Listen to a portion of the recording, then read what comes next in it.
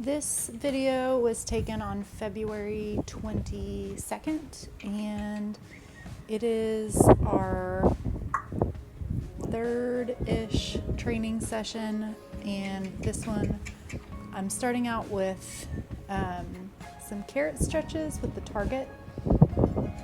I think I'm also trying to get him to turn around here. He had only, we'd only used the target a time or two, so this is super early on in his positive reinforcement and rehabilitation core strength journey, so yeah, he doesn't know exactly what I'm asking him to do. So, but this is our second session focusing on crunching.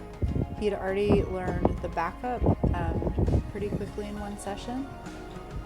And so here I'm just asking him to back in a wall. This is our first time trying crunches in a stall. And you can see he's just a little confused, but he's honestly giving me a lot to click, which is awesome.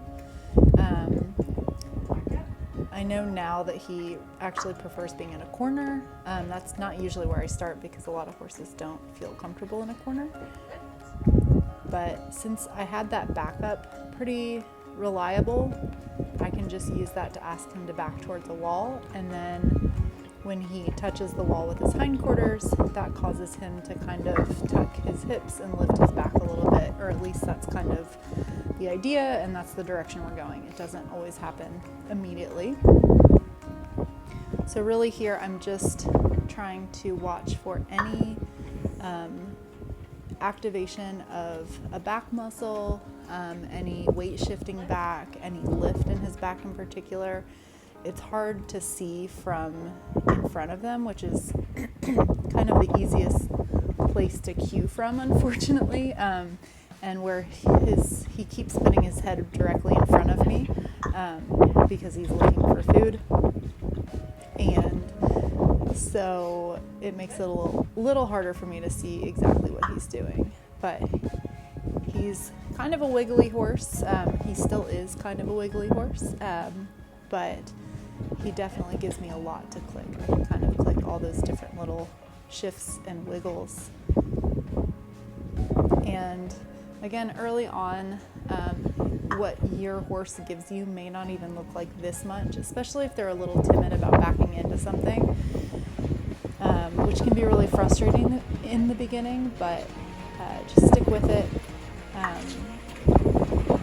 A lot of horses do really well with having something just behind them, like a pole, a small pole that's less intimidating, or even like a pool noodle on the ground, or I've seen people do it with like a rope around their bum.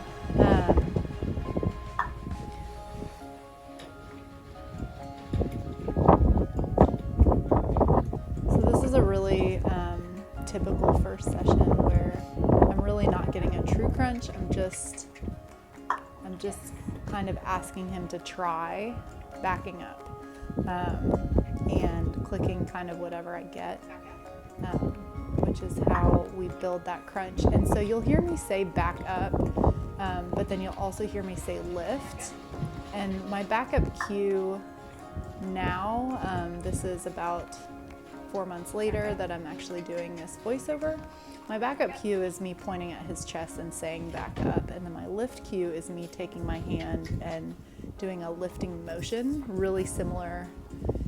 So what I'm doing here with my hand is kind of a hybrid of my back and my lift cue, and I kind of did that intentionally because eventually I separate them, because the lift will not always be a backup, because eventually I want to get it out in the open. But you can obviously pick up whatever, do whatever cue that you choose. And I usually do a vocal cue as well as some type of hand motion. And that way, if your horse is more visual or more auditory, it kind of gives them both options. And then eventually you can phase one out if you need to, or, it just gives you lots of options. When Wells got to the farm, it was about 15 degrees, and we had a deep freeze for several days. So he's a little distracted by the wind and the snow and the sleet coming in. It was some pretty rough days when he first got here. So he's getting a little,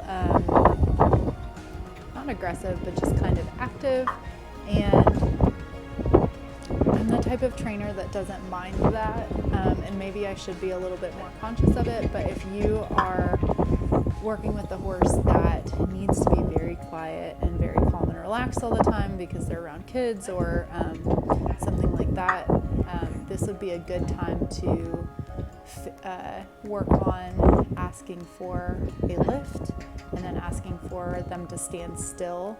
A lot of trainers have a cue for that. I do. I fold my arms and just say whoa, and I wait for them to be still and quiet for a few seconds, and then I mark and reward that, and I'll alternate that with a lift cue or a backup cue when I feel like I need to work on that to gain some relaxation. I'm not doing that here. Maybe I should, but I'm not. And he honestly started to calm down right here anyway. I actually have another training session video where I do practice that because he's getting a little overexcited. So right here you notice he's kind of being chill. I think he's chewing. I gave him a big mouthful of food, which is another way to get them to kind of slow down and relax. I'm a pretty fast-paced trainer, which is really good for some horses and not so great for other horses. So that's something that I need to be aware of and work on. I'm really trying to just watch his back. And there I got an actual legit lift of his back. And he's starting to kind of, if not get the idea, at least he's starting to back into the wall enough that it's causing his hips to rotate under and his back to come up quite a bit. This is not typical for a early session. I usually don't see stuff like this with some of the other horses I've worked with. It usually takes a little bit longer before I'm getting that really big back lift. Something I did not know at this time was that he really had no muscle. Any substance you see here is fat that he lost very quickly. He got on a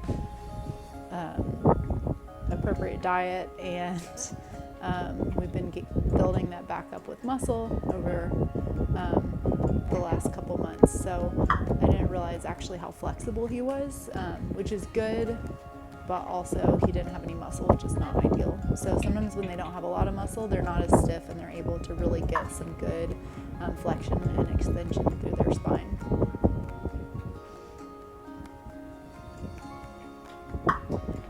And right now I'm also kind of ignoring his head and neck position. He really likes to carry his head and neck high, and that's getting better. He's getting a little more long and low with his posture and his way of going, but that's something that, you can work on later. I don't like to give them any one specific head and neck position, just like for me there's no perfect crunch. It's more about just working on exploring mobility and activating different muscles.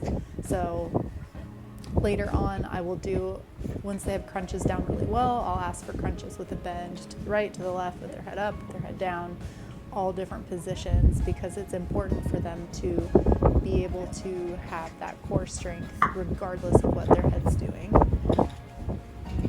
And if we train one really specific position, that kind of opens them up for stiffness and or injury. And, the only bad posture is the posture you do too much, which is kind of the principle that I work on with these horses. So that's why I don't really hone in on any one specific, perfectly square crunch or whatever. If they can do a square crunch, that's great, but I also reward all the other variations, bending, head up, head down, etc. The only thing I don't really practice is head way up with a hollow back, because that's typically the position they do too much already. And that's also why I'm so passionate about crunches, is because that gives them the opposite of that hollow back. that last crunch was really good. You could really see his spine kind of straighten out. When I'm watching from the side, what I'm looking for is, if I drew an imaginary line from the top of their hips to the top of their withers, I'm kind of looking for their back to come up and meet that line almost. And typically they'll get that rolling under of the hips and their lumbar spine before they get that lift at the base of the withers. So he's chewing and really thinking about what I'm asking. He's that kind of horse where he'll get little spurts of energy where he's trying a bunch of things, and then he'll kind of take a minute and think about it. And in those moments, it's really challenging to be patient, but I'm trying to just ignore him searching me for treats. I'm just kind of waiting for him to give me one last crunch here. Move his head out of the way. And there we got one really good one, so I'm going to end the session. So I hope this was helpful. I hope you guys can watch this and gain some good information to take back to your horses. Thanks for watching.